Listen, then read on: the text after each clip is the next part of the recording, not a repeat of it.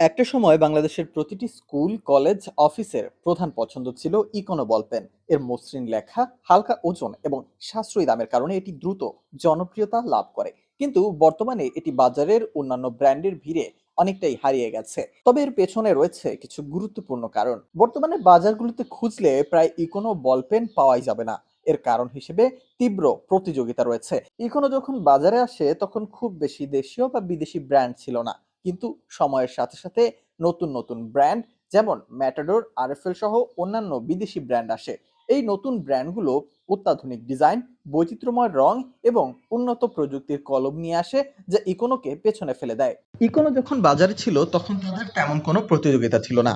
কিন্তু যখন matador high স্কুলের মতো কলম আসে এবং সূক্ষ্ম নিবের মাধ্যমে নতুন এবং সহজে আরামদায়ক লেখার অভিজ্ঞতা নিয়ে আসে, তখন ইকোনো পিছিয়ে পড়তে শুরু করে।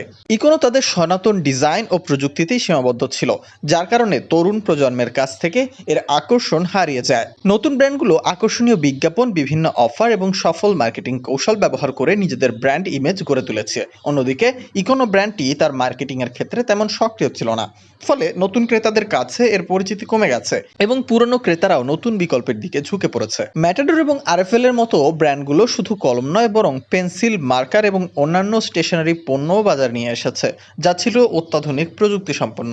এদিকে ইকোনো তাদের বল পেনেই মনোযোগ দিয়েছিল, যা তাদের পণ্যের পোর্টফোলিওকেও সীমিত করে ফেলে। অনেক ব্যবহারকারীর মতেই ইকোনো কলমের লেখার মান সময়ের সাথে কিছুটা কমে গিয়েছিল।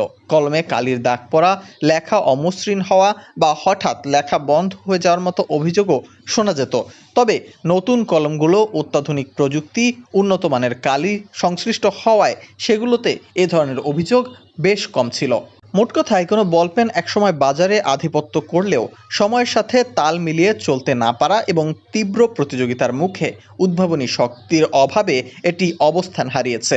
নতুন ব্র্যান্ডগুলো একদিকে যেমন গুণগত মান উন্নত করেছে, তেমন শক্তিশালী মার্কেটিং চেইনও বজায় রেখেছে।